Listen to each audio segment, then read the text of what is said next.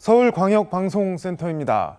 조은석 내란 특검팀이 어제 추경호 전 국민의힘 원내대표에 대해 국회 계엄 해제 표결을 방해한 내란 중요 임무 종사 혐의로 구속영장을 청구했습니다. 내란 관련 현역 국회의원에 대한 구속영장 청구는 이번이 처음입니다.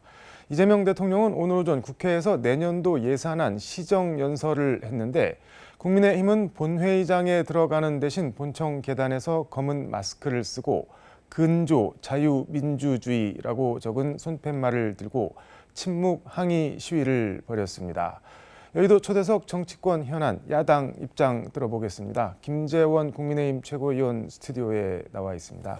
최고위원 어서 오십시오. 안녕하세요. 대통령 예산안 시정연설에 야당 의원들이 이렇게 단체로 불참한 게 그 전에도 있었었나요? 저는 별로 기억은 없습니다. 네. 제가 지난 2004년도에 처음 17대 국회의원의 대내리로 국회를 계속 지켜보고 있는데 이 정도 일은 처음인데요. 그만큼 현재 상황이 좀 엄중하게 받아들여지고 있고 또 직전에 그 원내대표에 대해서 내란 주요 임무 종사죄로 영장을 청구했는데 단순히 뭐 개인적인 잘못이다 이런 정도를 넘어서서 내란 주요 임무 종사라고 하면 뭔가 큰 사안이 있어야 되는데 그에 대해서 과연 어떤 것이 입증이 되었느냐를 따져보면 결국은 이게 단순히 추경호 전 원내대표 한 사람에 대해서 사법적인 책임을 묻는 것이 아니고 궁극적으로는 국민의힘을 내란 정당으로 토끼머리 수사를 해서 정당을 해산시키려는 시도가 아니냐 뭐 그런 생각을 하게 되고 그것은 민주주의를 파괴하려는 시도다. 일당 독재로 가는 지금 과정에 있다. 이런 문제의식에서 아예 본회의를 보이콧한 겁니다. 두 가지가 궁금한데 뭐 특별히 입증된 것도 없는데 영장을 뭐 막무가내로 청구했다. 뭐 정치 탄압이라고 하는데 이재명식 정치 탄압 뭐 그런 얘기도 하던데 근데 이게 입증할 자료가 없이 특검이 영장을 청구를 했을까요? 저희들은 뭐 그에 대해서 더 의문으로 생각합니다. 왜냐하면 지금 근거로 삼는 것은 결국 추경호 전 원내대표가 계엄 선포가 되었던 12월 3일 그리고 12월 4일 새벽 사이에 의원총회 장소를 국회 예결위 회의장과 당사를 오락가락하면서 공지하는 바람에 국회의원들이 이 계엄 해제 표결에 참석할 수 없도록 만들었다 이런 취지거든요. 근데 그때 당시에 그 국회의원들에게 의원총회 장소를 변경하게 된 사유는 이미 다 공개가 되어 있거든요. 단톡방 같은 데서. 그러니까 저희들은 이것은 그냥 국민의힘에 대해서 내란 정당으로 몰아가기 위한 정치 탄압 아니냐라고 생각할 수밖에 없는 겁니다. 근데 어쨌든 국민의힘 의원 당시 108명 중에 90명이 표결에 불참을 했는데 안 했든지 못 했든지 이거는 그럼 어떻게 봐야 되는 건가요? 들어갈 수 있는데 안 들어간 건가요? 그때 당시에 뭐 여러 가지 사정이 있었겠지만 어쨌든 그 단톡방에 보면 지금 국회가 막혀 있다. 국회에 들어갈 수 없다라고 하니까 그러면 당사로 바꾼다. 뭐 그런 문답 내용 또 대화 내용이 있기 때문에 저는 뭐 이 점에 대해서는 좀 너무 과도하게 정치 탄압의 목적으로 특검 수사를 하고 있는 것이 아닌가라는 생각이 들고요. 어떻게 보면 지금 문재인 정부 이후에 그 한번 우리 당이 그 배출한 대통령이 탄핵이 된 적이 있지만 이번에 그 윤석열 전 대통령이 탄핵된 이후에 지금까지 그 벌어지고 있는 1년의 과정을 보면 결국에는 국민의힘이라는 정치 세력을 완전히 없애버려야 좌파 정권 일당 독재가 지속될 수 있다는 생각을 하는 것이 아닌지라는 그런 의구심이 들 정도로 현재 과도하게 지금 압박을 하고 있다고 생각을 합니다. 근데 지금 성원석 원내대표 같은 경우는 오늘 규탄 집회에서 조은석 특검을 정권의 충견 뭐 이렇게까지 표현을 했던데 특검이 아무리 뭐 무리하게 수사를 한다 치고 그게 위헌정당 해산 심판으로 실제 이어질 수가 있나요? 특검 수사 결과가? 특검 수사 결과를 보고 네. 위원정당 해산 제소를 할지 말지 결정하겠다고 한 것은 네. 한 사람의 이야기가 아니고 정청래 민주당 당대표 그리고 정당 해산 심판을 실질적으로 주도할 법무장관도 그런 대답을 했거든요. 그리고 이제 헌법상으로 네. 위원정당이라고 하는 것은 어떤 그 정당이 민주적 기본 질서에 위반할 때, 네. 그럴 때 이제 정부에서 그러니까 정부에서 뭐 대통령의 이름으로 헌법재판소에 제소하게 되어 있습니다. 네. 그러니까 국회 의결을 거치지도 않고 정부가 제소할 수 있는데 제소할 때 그 근거를 결국 뭐 내란에 동조했다라는 그 누명을 뒤집어 씌워야 되니까 네.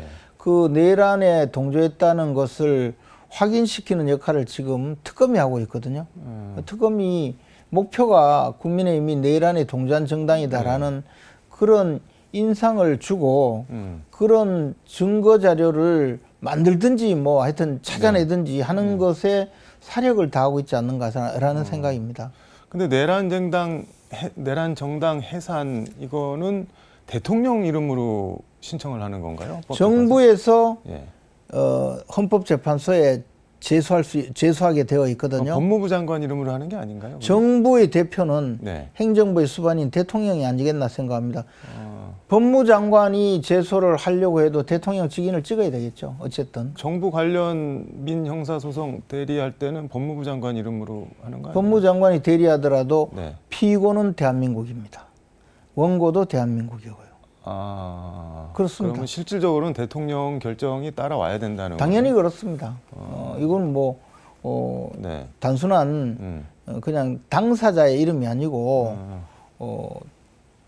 정부가 네. 그 헌법의 문안 자체가 정부가 헌법재판소에 제소할 수 있다라고 되어 있거든요.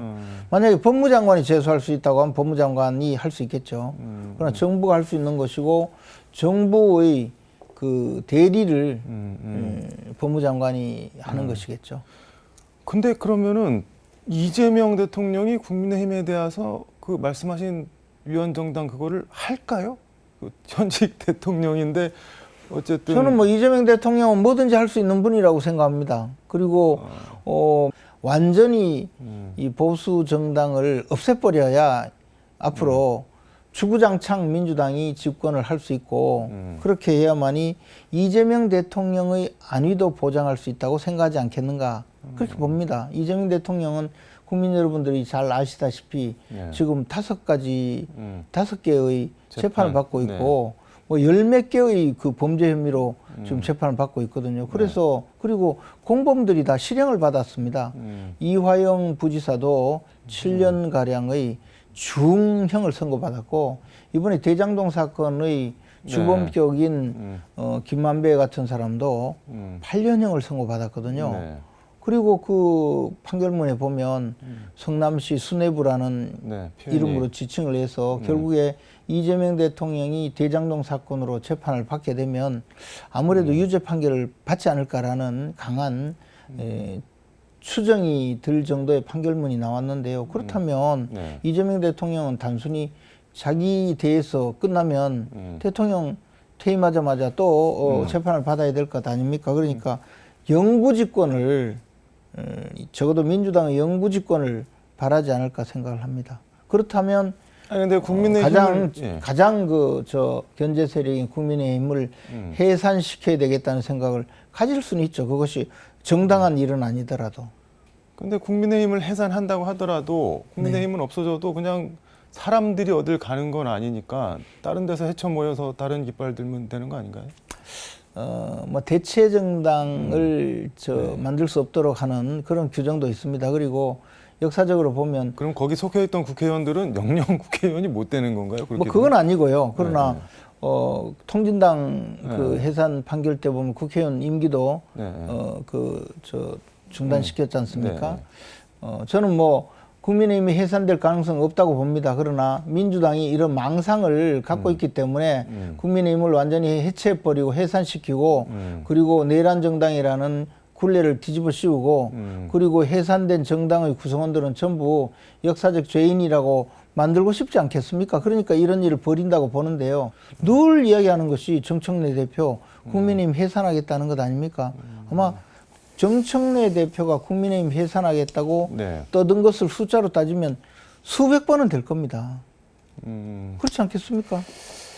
어제 윤석열 전 대통령 내란 우두머리 혐의 재판에 곽종근 전 특수전사령관이 나왔는데 작년 10월 1일 국군의 날 행사 끝나고 만찬 때 윤 전 대통령이 한동훈 등 일부 정치인들 이름을 거론하면서 데려와라, 잡아와라, 내가 총으로라도 쏴 죽이겠다 뭐 그런 말을 했다고 하는데 또 그거 어떻게 보셨어요? 글쎄 저는 뭐 그런 말 실제로 들은 적이 없어요. 그리고 그 비슷한 정도의 강력한 어떤 그 저주의 말도 사실은 들은 바가 없거든요. 물론 그 만찬 자리에 같이 아니 저는 뭐 그 자리에 있지도 않았지만 그 무렵에 우리 당 지도부가 참여하는 그 만찬도 있었고 뭐 하기 때문에 약간의 분위기는 아는데요. 뭐 그 정도의 강력한 이야기는 저는 들어본 적이 없습니다. 다만 윤석열 전 대통령이 한동훈 전 대표에 대해서 불편한 마음으로 잠깐 이야기한 정도는 제가 뭐 들은 바가 있죠. 그러나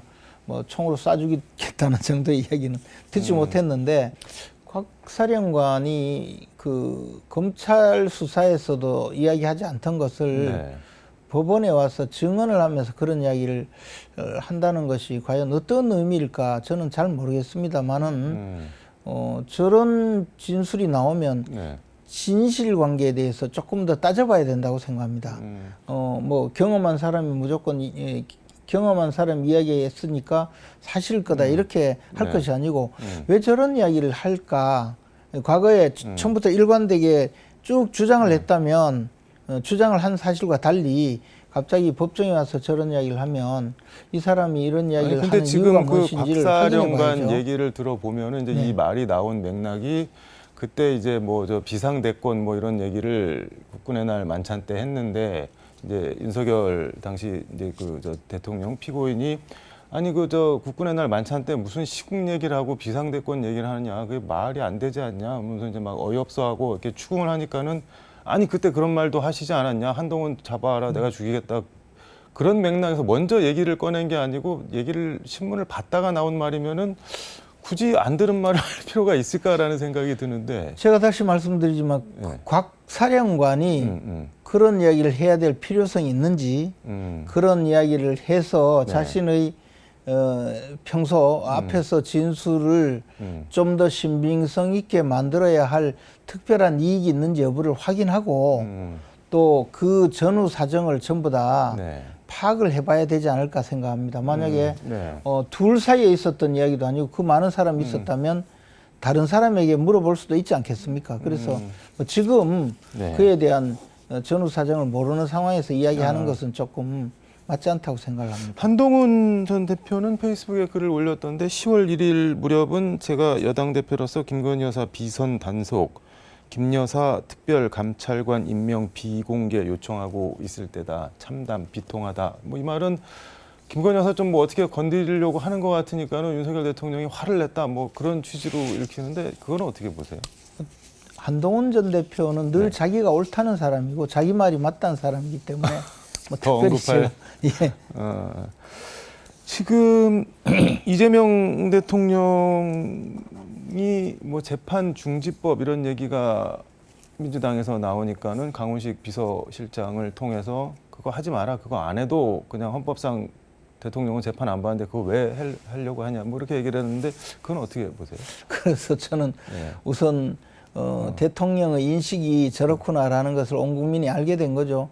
내가 권력자인데 아무도 감히 날 재판하려고 하지도 않는데 그 당에서 알아서 과잉충성한다고 재판 중지라는 법까지 만들겠다 하니 공연히 내가 오해받지 않느냐. 그 정도 하지 마라. 이런 취지거든요. 어차피 뭘 해도 재판 안 받는데 쓸데없는 짓 하지 마라. 그렇게 해서 내 이미지만 나빠지는 거 아니냐. 정청래 대표는 사실 그 정청래 대표의 마음을 가장 잘 지금 나타내고 있는 분은 박수현 수석 대변인 같이 보이거든요. 늘 그 정청래 대표의 어떤 그 심정을 다 이야기하고 있는데 박수현 수석 대변인이 언론에 나와서 정청래 대표가 늘 이 대통령과 문자 메시지를 주고받으면서 네. 대화를 하고 있다 그랬어요. 그리고 실질적으로도 이재명 대통령은 5가지의 재판을 지금 받고 있고 네.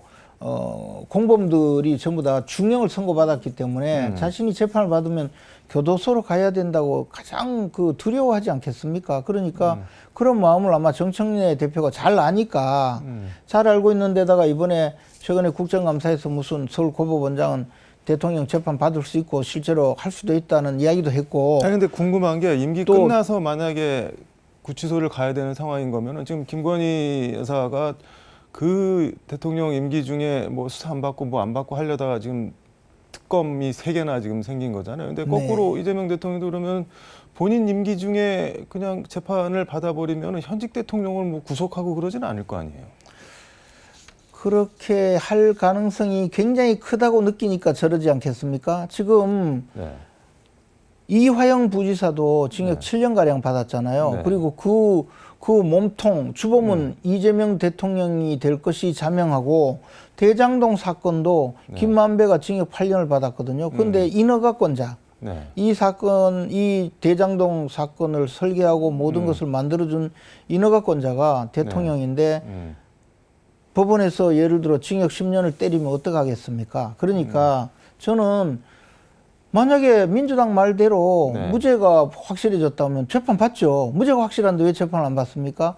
그런데 재판을 받을 수가 없죠. 당연히 교도소 가셔야 되니까요. 근데 네. 그 사실을 가장 잘 알고 있는 정청래 대표가 대통령님 걱정하지 마십시오. 저희들이 있습니다. 법을 만들어서라도 재판을 받지 않도록 할 테니 편히 주무십시오 하고 지금 네. 재판 중단법을 만들려고 재판 중지법을 만들려고 내놨는데 대통령 입장에서는 그렇게 쓸데없이 그 오바해서 내가 오해받게 그렇게 왜 하냐. 그냥 재판 안 받을 수 있는데 이런 둘 사이의 이야기죠. 그걸 대통령이 이제 좀 더 좀 우아하게 보이기 위해서 대통령이 그 정쟁에 끌어들이지 마라. 대통령을 정쟁에 끌어들이지 마라. 이야기했는데 지금 대한민국의 정쟁의 대부분은요. 이재명 대통령이 교도소에 가지 않고 대통령이 되시고 그리고 재판을 받지 않으려고 하기 때문에 벌어지는 문제가 많아요. 임기가 끝나면 어쨌든 재판은 받아야 되는 거 아닌가요? 그것도 안 받게 해주려고 뭐 면소 판결을 받을 수 있도록 공소 취소를 하자, 배임죄를 없애자, 별소리 다 하지 않습니까? 선거법을 개정하자, 온갖 소리 다 하는 거는 전부 다 퇴임 후에 재판받으면 교도소 갈 것 같으니까 그것도 없애주자는 거 아니겠어요? 지금 저런 많은 것 중에 대통령이 배임죄 없애자는 데 대해서 반대하지 않았잖아요. 선거법 개정한다는데 반대하지 않았거든요. 대통령 재판 중지법, 이거에 대해서 지금 반대한 거예요. 그러니까 나머지는 추진하면 좋아하실 거라고 봅니다. 본인이 퇴임 후에라도 처벌당할 수 있는 근거가 되는 법들은 이참에 싹 바꿔서 아예 뭐 여지를 없애버리겠다, 그렇게 보고 계신 건가요? 그렇게 그러면? 하겠죠. 저는 그렇게 하리라고 봅니다. 지금 의석수가 이렇게 되어 있는데 네. 차기 총선 전에는 반드시 모든 법을 바꿔가지고 이재명 대통령이 재판받고 있는 그 근거 규정도 없애려고 하리라고 생각합니다. 그러면 총선에서 민주당을 사람들이 어떻게 생각을 할까요? 그렇게 할까요, 당이 근데? 그것은 이제 민주당과 그 이재명 대통령의 정치적 이해관계가 달라지는 영역이 되기 때문에 이제 총선에 가까운 민주당도 잘 움직이지 않을 수가 있지 않습니까? 네. 그러니까 지금 서둘러 하려고 하는 거죠. 근데 정청래 대표는 아예 모든 걸 다 해결하겠다고 그래서 좀 더 이쁘게 보이려고 했는데 대통령이 그 정도까지는 필요치 않다라는 사인 아니겠습니까? 시간이 다 돼서 요거 하나만 좀 여쭤보겠습니다. 김건희 여사가 몸이 아주 안 좋다면서 보석 신청을 했는데 법원에 좀 풀어줘서 불구속 상태에서 재판받게 해달라. 이 법원에서 받아들여질까요? 괜히 그것은 뭐 법원에서 판단할 일이겠죠. 뭐 그보다 훨씬 더 중한 사건도 일단 불구속 해놓고 재판한 사례도 있고 또는 이보다 훨씬 가벼운 사건도 보석을 허용하지 않는 경우도 많기 때문에 전적으로 법원에서 판단할 일이라고 생각합니다. 알겠습니다. 시간이 다 돼서 오늘 말씀 여기까지 듣도록 하겠습니다. 고맙습니다. 지금까지 서울광역방송센터에서 김재원 국민의힘 최고위원과 함께 전해드렸습니다.